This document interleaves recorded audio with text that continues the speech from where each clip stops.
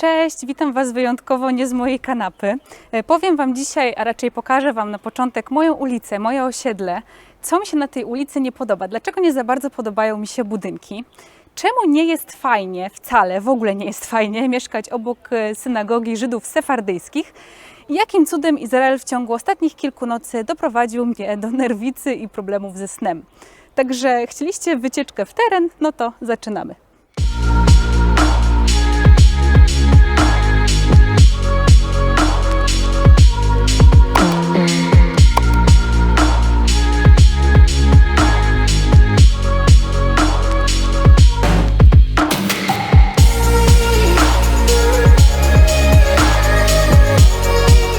Zobaczcie, kolejna flaga Izraela. Wieje wiatr, ale widać, że jest biało-niebieska.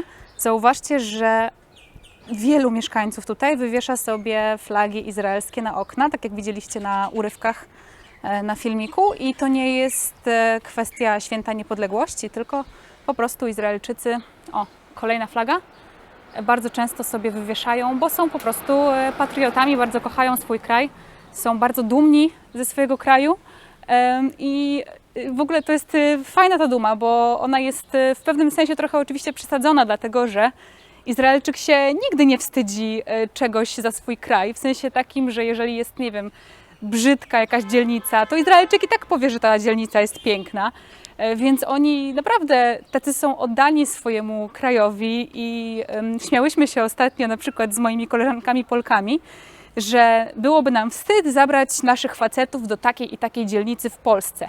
A potem stwierdziłyśmy, że nie dość, że te dzielnice są dużo ładniejsze niż te izraelskie, to dlaczego miałoby być nam wstyd? Izraelczykom nie jest wstyd za nic. Po prostu niezależnie od tego, jak wygląda dzielnica, to oni są z niej dumni i się nią chwalą. Także chyba trzeba brać z nich przykład i myślę, że to jest summa summarum jednak dobra cecha.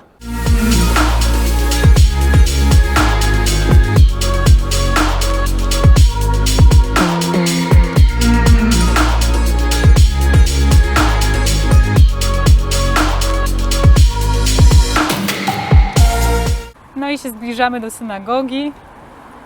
Już widać po lewej, dosłownie kilka metrów od tej synagogi jest mój budynek. Dlaczego nie jest fajnie mieszkać przy synagodze? Zacznijmy od tego, że to zależy jaka to synagoga. Bo jeżeli mieszkacie przy synagodze Żydów aszkenazyjskich, to oni są z natury tacy jak Polacy bardziej, czyli mają mniejszy temperament, są chłodniejsi, bardziej cicho się zachowują. Czekajcie, tylko sobie poprawię trochę kamerę. Natomiast Żydzi sefardyjscy, no to już jest taki bardzo gorący temperament, są bardzo głośni, bardzo kłótliwi. I ja tych kłótni ich muszę wysłuchiwać przez kilka godzin dziennie. Już nie mówię o tym, że przez to, że jest pandemia, to oni nie mogą się modlić w środku, w synagodze i modlą się na zewnątrz.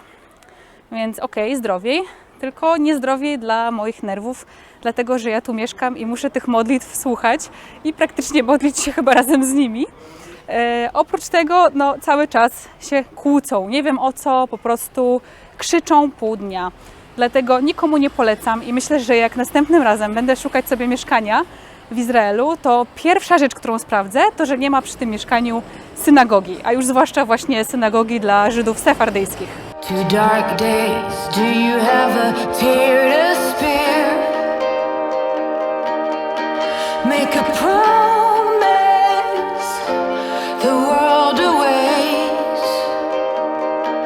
It's heavy, just breathe in. Wypatrzyłam drzewo mandarynkowe. Wczoraj Wam pokazywałam, chyba to nie wczoraj, bo zanim wrzucę ten filmik, to już nie będzie wczoraj, ale wrzucałam Wam zdjęcie drzewka, które mam pod domem z mandarynkami, więc zaraz Wam pokażę kolejne.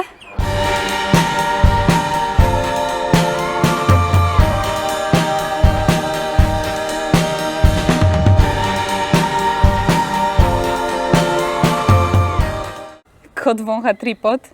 Zastanawia się, dlaczego jest tam papier toaletowy wysadzony. Nie rozumiesz.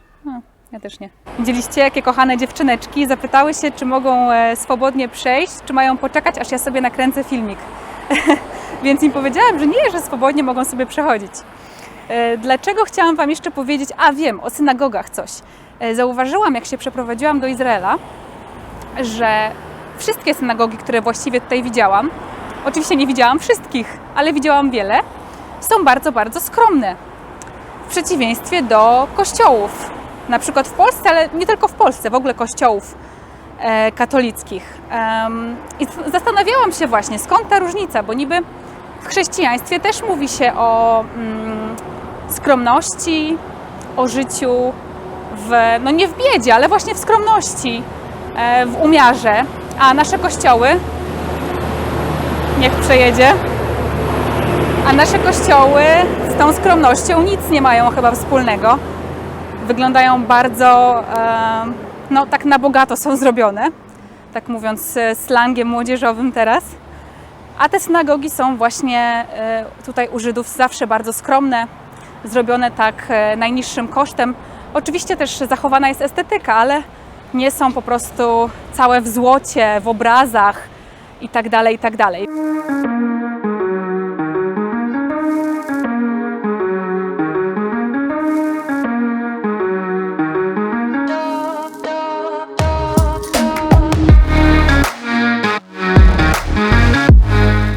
Widzieliście, jaki samochód jest do sprzedaży. Wiecie, no po co tam było go myć przed wystawieniem? Trochę wygląda, jakby był w ogóle wyłowiony z Titanica, ale jest korona, takie czasy, ludzie nie mają pieniędzy, sprzedają co mają. Także no, nie należy krytykować. Teraz jestem trochę w tej brzydszej części właśnie mojej ulicy, czyli mega, mega stary budynek. Nie wiem, czy to widać, jak tak teraz pokazuję. I to jest właśnie to, że przez to, że w Polsce buduje się osiedla, czyli buduje się po prostu jeden duży kompleks nowych budynków, pięknych, które do siebie pasują też designem. W Izraelu jest tak, że za każdy budynek odpowiada inna firma, dlatego oni wyburzają stary budynek i na jego miejsce po prostu budują nowy. Natomiast nie robią tego w jednym czasie, więc potem tak to się właśnie kończy, że jest stary budynek, nowy budynek, stary budynek, nowy budynek. Tak jak u mnie na ulicy, że macie połowa budynków jest pięknych, nowych, a połowa jest po prostu tragicznych, obrzydliwych budynków, takich bardzo starych. I plus te nowe budynki też do siebie nie pasują, dlatego że każdy budynek stawia inna firma według swojego projektu. Więc to taki po prostu miszmasz tutaj, balagan, jak to Izraelczycy mówią.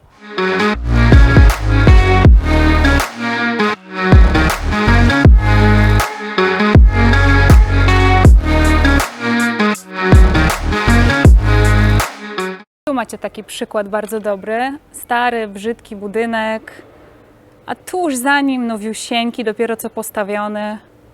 Też zauważcie, że te budynki są w bardzo małych odległościach od siebie stawiane. Kolejne nowiusieńki, tam coś jeszcze budują. Ten taki średni, nie nowy, nie stary. Te są takie w miarę nawet ok. No a ten to już po prostu troszkę go tam odmalowali z zewnątrz. Jeszcze nie wygląda tak źle w sumie. Ale jak widzicie, o, tutaj z kolei dalej znowu bardzo, bardzo stare. Czyli nie ma tej spójności i to wszystko tak wygląda od czapy. Najgorsze w kręceniu vlogów na dworzu to jest to, że jak idziesz sobie z kamerą i gapisz się w nią i sobie do niej gadasz, to wszyscy się na ciebie gapią, więc no nie jest to komfortowe. No ale jak to mówią Izraelczycy, en ma la'asot, czyli nic nie zrobisz, nie ma co zrobić. Także po prostu trzeba udawać, że się tym nie przejmuje i nie zwracać na to uwagi. Dlaczego jestem w ogóle w takim ubraniu? Bo u nas jest chyba dzisiaj 25 stopni, a jest koniec listopada i to jest w ogóle dla mnie tak dziwna rzecz, niepojęta. Założyłam długi rękaw, to chyba już tak bardziej psychicznie, w sensie takim, że myślę sobie, no jest prawie grudzień, no to jak ja w krótkim rękawku? Więc wyjęłam już z szafy te cieplejsze ubrania, chociaż one w zasadzie nie pasują do pogody, no ale już człowiek po tylu miesiącach chodzenia w sukienkach i t-shirtach ma ochotę po prostu ubrać czasem coś chociaż zbliżonego do jesiennego czy zimowego.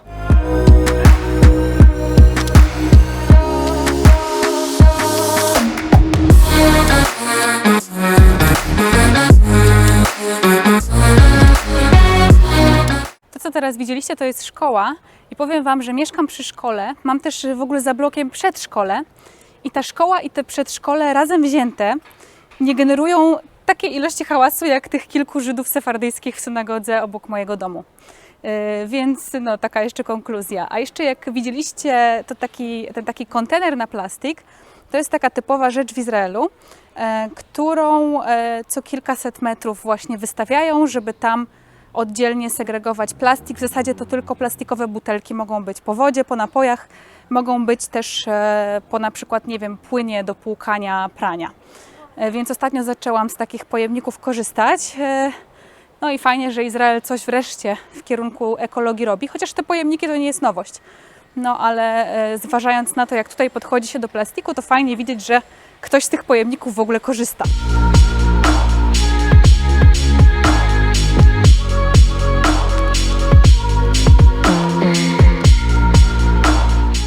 Widać było kaktusa.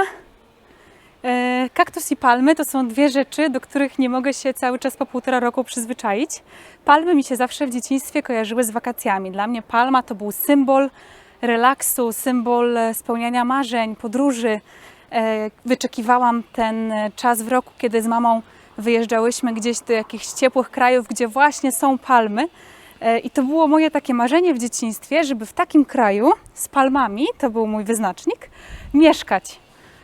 No i nigdy bym się nie spodziewała, że to marzenie się spełni, więc cały czas jestem w szoku, jak widzę palmę. Jedna zresztą rośnie tuż przy moim balkonie, więc jak siedzę na balkonie, to liście palmy po prostu wchodzą mi przez barierkę. No i to jest coś, do czego się cały czas nie mogę przyzwyczaić i Dor się zawsze ze mnie śmieje, jak jedziemy samochodem, że jak widzę palmę, to po prostu cieszę się jak dziecko, nawet po tym 1,5 roku, jak tutaj jestem, to cały czas się tymi palmami nie mogę nacieszyć.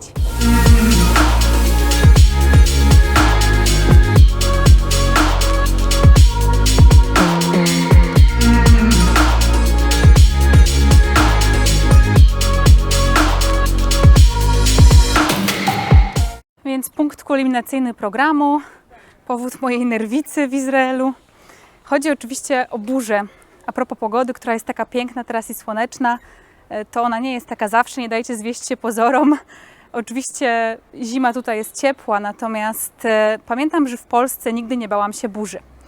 Nie wiem, czy to wynikało z tego, że po prostu nie miałam w sobie takiego lęku i tyle. I ten lęk mi przyszedł może z wiekiem. Czy może jednak chodzi o to, że te burze w Polsce są dużo delikatniejsze, takie cichsze niż w Izraelu, co też mogłoby być prawdą, no bo po prostu wiadomo, inny klimat. Natomiast tutaj już w tamtym roku, kiedy pierwszy raz doświadczyłam izraelskiej burzy, obudziłam się w nocy z krzykiem, bo byłam pewna, że to koniec świata, jak słowo daje. Myślałam, że to jest katastrofa, że po prostu świat się kończy, dosłownie. I w tym roku nie było lepiej, noce nieprzespane, budzę się z krzykiem po prostu, bo pioruny są tak głośne, że jest huk, jakby, nie wiem, wybuchła bomba. Więc wiem, jak teraz patrzę już na prognozę pogody, że jeżeli jest burza w nocy, to już mam noc z życia wyjętą, nieprzespaną. Jakąś chyba melisę trzeba sobie zaparzyć, czy nie wiem, kupić zatyczki do uszu, bo burze tutaj są po prostu straszne. No i albo to jest po prostu wynik tego, że różnica klimatu, albo globalne ocieplenie, zmiany klimatyczne powodują to, że te burze będą coraz gorsze, coraz bardziej dotkliwe. Więc nie wiem, dajcie znać, czy w Polsce też są takie głośne burze w ostatnim czasie, czy się różnią od tych sprzed lat, bo po prostu chyba zwariuję tutaj.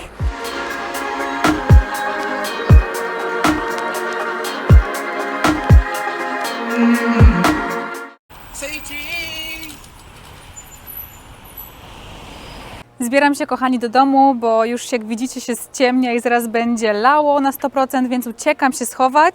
Pamiętajcie, że możecie mnie znaleźć na Facebooku, na Instagramie, tam wrzucam mnóstwo ciekawych, fajnych zdjęć z różnych zakątków Izraela, nie tylko z mojej ulicy, więc zapraszam na Face'a, na Instagrama. Widzimy się w kolejnych odcinkach. Buźka, hej!